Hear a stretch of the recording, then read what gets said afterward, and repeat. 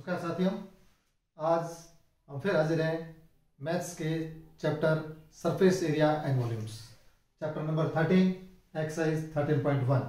इसके 7 क्वेश्चन अपन कर चुके हैं। 8वां क्वेश्चन जो है आज हम देखेंगे। इस बार अपन को ध्यान रखना है, टारगेट लेके चलना है आपको। अब की बार 90 पार। बढ़िया मेहनत कीजिए। क्वेश्चन समझ में नहीं आए तो आप पूछते रहिए, प्रैक्टिस पे जोर रखिए। बस जितनी ज़्यादा आप प्रैक्टिस करेंगे उतनी ज़्यादा गणित आपको आती जाएगी। तो क्वेश्चन देखें अपन। From a solid cylinder whose height is, from a solid cylinder में सिलेंडर आपको दिया हुआ है, तो जैसे ही क्वेश्चन कह रहा है वैसे ही करते जाओ, कुछ ज़्यादा दिमाग नहीं लगाना है।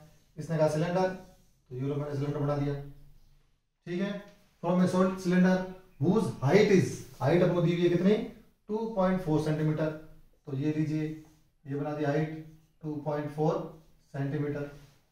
जैसा क्वेश्चन कह रहा है वैसा करता जाओ, बस अपने कुछ नहीं करना है, अपना दिमाग ज्यादा नहीं लगाना है।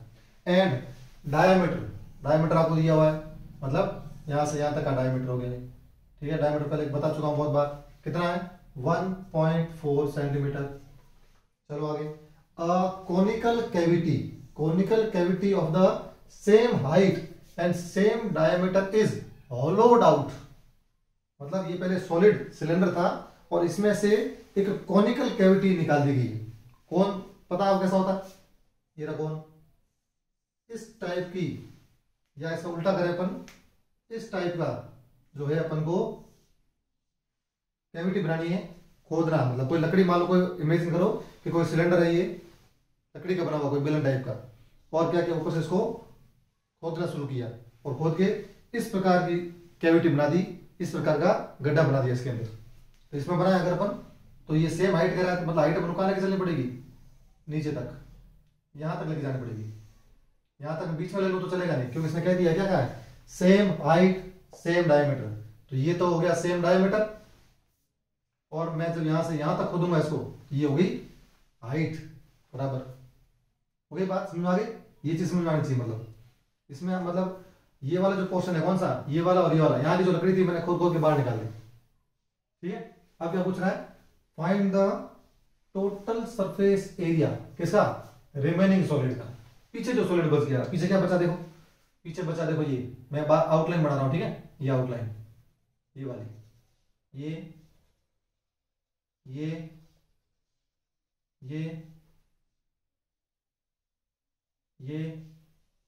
और ये वाला पोर्शन में पीछे कर, मतलब ये, ठीक है। ये तो आपको दिख रहा है ना, ये पोर्शन पीछे बच गया, ये वाला कहां गया, ये तो मैंने खुद के बाहर निकाल दिया।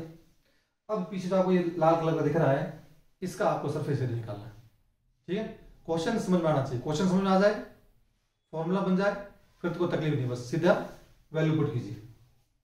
तो चले अपन सबसे पहले अपन क्या करेंगे, क्या क्या दिया हुआ है अपन को वो लिख लेते हैं। पहले सबसे पहले दिया है हाइट, हाइट दिए तो लिख ली मैंने, height of cylinder, height of cylinder कितनी दी हुई है, हाइट ऑफ सिलेंडर, इसको ऐसे लिख लें 2.4 सेंटीमीटर, 2.4 सेंटीमीटर इसकी हाइट होगी।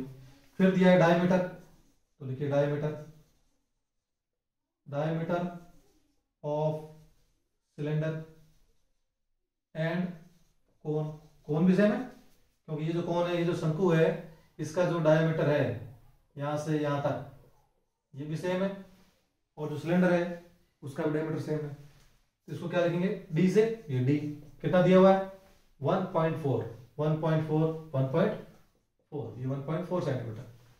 लेकिन डायमीटर अपने ज्यादा काम आने वाला नहीं है, क्योंकि अपने फॉर्मूले के अंदर क्या है, रेडियस चलता है, त्रिज्या चाहिए अपन को, तो निकालेंगे अपन रेडियस, रेडियस ऑफ सिलेंडर, जो बेलन है, बेलन की त्रिज्या और जो शंकु है उसकी, उसको आर से लिखेंगे, तो क्या आ जाएगा d/2, d कितना है 1.4, 1.4 बाई 2, डिवाइड करेंगे 14 है, 14 आता कितना होता है 7, लेकिन ये पॉइंट है तो 0.7 सेंटीमीटर, ठीक है। ये होगा रेडियस। फिर आगे चलते हैं, फिर अपन देख रहे हैं कि ये जो कोन है, इस कोन का अपन को सर्कुलर सरफेस एरिया निकालना पड़ेगा, ठीक है। ये नहीं, ये वाला जो क्वेश्चन आपको दिख रहा है कर्व्ड सरफेस, और कर्व्ड सरफेस का फॉर्मूला होता है पाई आर एल, और एल जो होती है वो क्या होती है, स्लैंट हाइट। तो कुल मिलाकर स्लैंट हाइट पे निकालनी पड़ेगी अपन को। स्लैंट हाइट किसे कहते हैं, ये जो है ये तो एच है, ये रेडियस हो गई, और ये क्या हो जाएगी एल, ये है हाइट, ये है रेडियस, और ये है स्लैंट हाइट। तो साइड वाली जो है वो है स्लैंट हाइट, साइड वाली। तो पहले अपन को स्लैंट हाइट निकालनी पड़ेगी, क्योंकि स्लैंट हाइट अपन को फॉर्मूला में चाहिए होगी। तो स्लैंट हाइट ऑफ कोन, इसको हम एल से लिखते हैं। तो ये फॉर्मूला आपको याद होगा, L square is equal to H square plus R square. हो सकता है क्योंकि 90 डिग्री, और पाइथागोरस थ्योरम आपको याद होगा कि ये जो हाइपोटेनस होती है इसका स्क्वायर इधर ये बेस और हाइट के स्क्वायर के बराबर होता है। तो L square is equal to क्या हो जाएगा, H square plus R square. L is equal to क्या आ जाएगा, ये स्क्वायर इधर जाएगा तो रूट में आ जाएगा, ठीक है। एल इज इक्वल टू क्या होता है formula, H square plus R square, ये फॉर्मूला होता है। एच हाइट कितनी दी हुई है अपने 2.4 स्क्वायर है, तो स्क्वायर कर दो, प्लस तो प्लस आर कितनी है, रेडियस कितना दिया 0.7 स्क्वायर है तो ऊपर स्क्वायर कर दो, ऊपर अंडर रूट है तो ये अंडर रूट, ठीक है। अब इसको अपना सोल्व करें, तो ये तो पता ही है 7 का स्क्वायर कितना होता है, 7 7 जा 49, तो ये हो जाएगा 49। पॉइंट कहाँ लग जाएगा, यहाँ लगेगा, प्लस का प्लस 2.4 का कितना होता है, 2.4 का अपन निकाल लेते हैं। स्क्वायर आपको पता ही क्या होता है, स्क्वायर मतलब होता है उसी नंबर को उसी नंबर से मल्टीप्लाई करना। तो कर दीजिए, 4 4 जा 16, 4 2 जा 8 और 1 9, क्रॉस 4 2 जा 8, 2 2 जा 4, ऐड कीजिए 6 का 6, 8 और 9 कितने हो गए 17, 1 4 1 5 576। और इसमें ये ध्यान रखना मल्टीप्लाई में कि एक के बाद डेसिमल, एक के बाद डेसिमल। मल्टीप्लाई क्या होता है, जो आंसर आता है उसमें डेसिमल जुड़ जाते हैं, मतलब एक और एक कितने हो गए 2, मतलब 2 के बाद डेसिमल इधर से 1 2, मतलब पॉइंट यहाँ आएगा 5.76, कितना आ गया 5.76। और ये तो आपको बताइए 7 7 into 7 कितना आ गया 49, ठीक है। पॉइंट यहाँ क्यों लगाया, क्योंकि एक पॉइंट यहाँ एक के बाद पॉइंट मल्टीप्लाई हो रहा है तो जोड़ेंगे, एक और कितना 2, मतलब जो आंसर आ रहा है उसमें 2 के बाद डेसिमल लगेगा, मतलब तो 2 के बाद डेसिमल लगेगा, मतलब यहाँ पर नहीं लगेगा 1 2, यहाँ डेसिमल लगेगा 0.49, इसलिए 0.49 लिखा है, 4.9 नहीं लिखना है, ये ध्यान रखना, ठीक है। अब इसको ऐड कर दीजिए, 5.76 से ऐड करना है तो पॉइंट के नीचे पॉइंट लगेगा, डेसिमल के नीचे डेसिमल, ये 4 ये 9, यहाँ कुछ नहीं 0 है 0 लिख लो, इसको ऐड करो, 9 और 6 कितने हो गए 15, 1 7 और 1 8, 8 और 4 12, 2 और 1 5 और 1 6, 6.25 कितना आ गया 6.25। अभी ये 6.25 आया, अंडर रूट के अंदर है अभी। तो अगर आपको याद है कि जो 625 होते हैं 625 किसका अंडर रूट होता है 25 का, किसका 25 का, तो इसका आंसर हो जाएगा 2.5, 25 है तो डेसिमल बीच में लग जाएगा। इसका आप उल्टा भी कर सकते हैं, ये तो हट गया तभी तो 2.5 आया है। इसको अपन और चेक भी कर सकते हैं कि 2.5 को 2.5 से मल्टीप्लाई कीजिए, 6.25 आ रहा है क्या, देखो 25 कितना होता है, टेबल यहाँ 5 से कर दीजिए, 5 5 25, 5 2 10 और 2 12, फिर 5 2 10 0 और 1, 2 2 4 और 1 5 5 2 6, ये 2 के एक और एक 2 है तो 2 के बाद पॉइंट लगेगा, ये 2 के बाद पॉइंट यहाँ लगेगा 6.25 आ रहा है।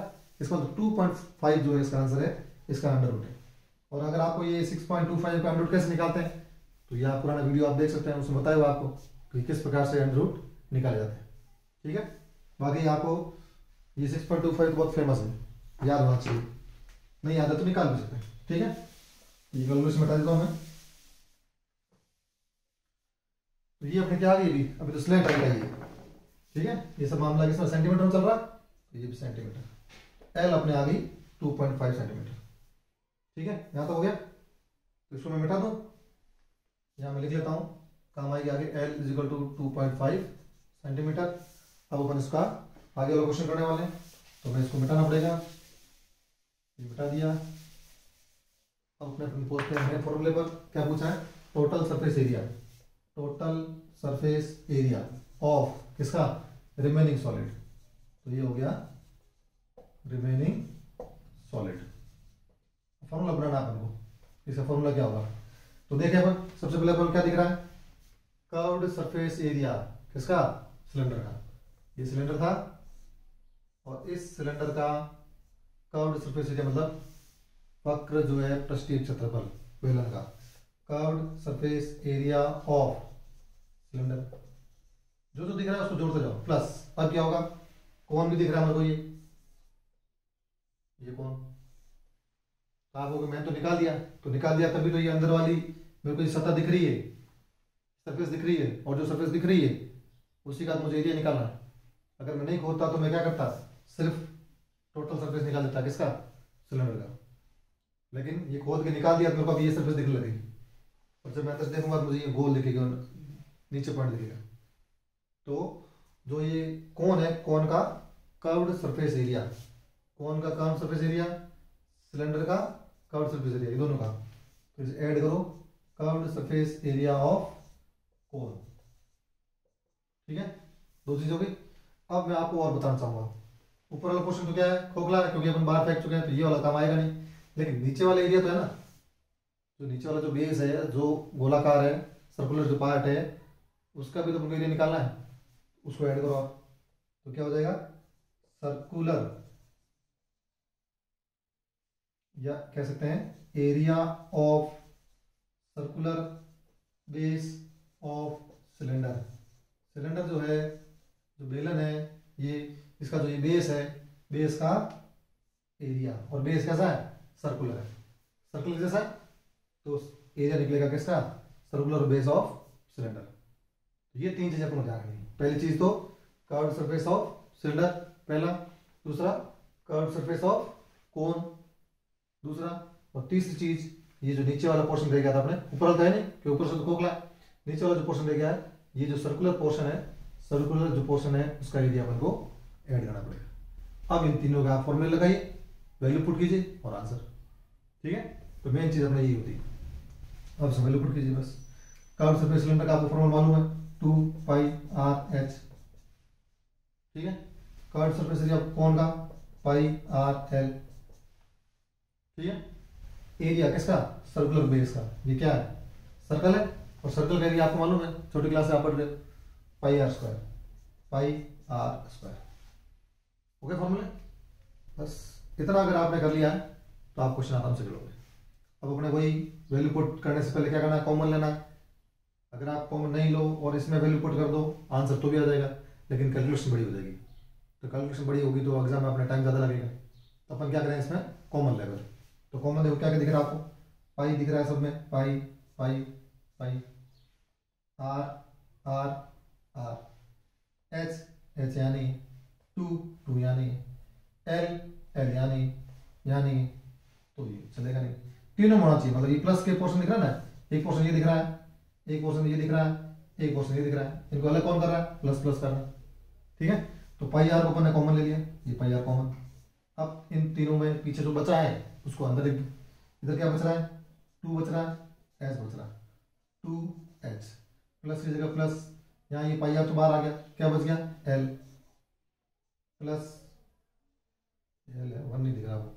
इधर देखा पाई आर चले गया बाहर, ये पाई बाहर चले गया, आर एक बाहर गया, एक आर तो अंदर रह गया ना, 2 आर है ना, ये एक आर अंदर। ठीक है, आगे चलते हैं। अब वैल्यू पुट कर दो, पाई की क्या हो जाएगी 22.7, आर की हीरा रेडियस कितना है 0.7, फिर अंदर आगे चले 2 तो 2, एच कितना है, राइट कितना है 2.4